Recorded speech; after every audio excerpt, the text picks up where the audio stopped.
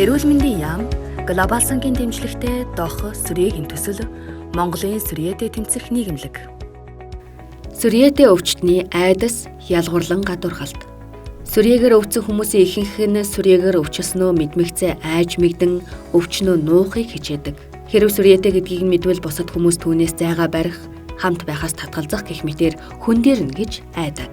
Сүрьеэтэй өвчтөнтэй хамт байгаа хүмүүст ч мөн айдас адилхан төрдөг. Хүмүүс сүрьеэ өвчний тухай хангалтгүй эсвэл буруу мэдээлэлтэй байдгаас айдас төрдөг.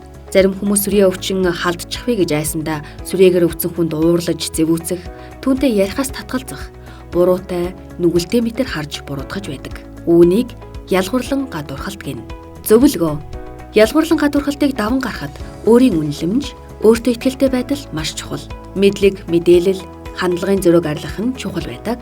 Сүрьеэ өвчнөөр өвчлсөн хүмүүсийн ихэнх нь ичих, айх, өвдснөө нуух асуудал үүсдэг. Өвчтэй хүний хувьд бусдын таагүй харилцаа, уур уцаар ял зэмлэлээс өөрийгөө өмгөөлж хамгаалах хэрэгтэй болдог. Иймд тайван, тогтун байж өөрийгөө хамгаалах хэрэгтэй.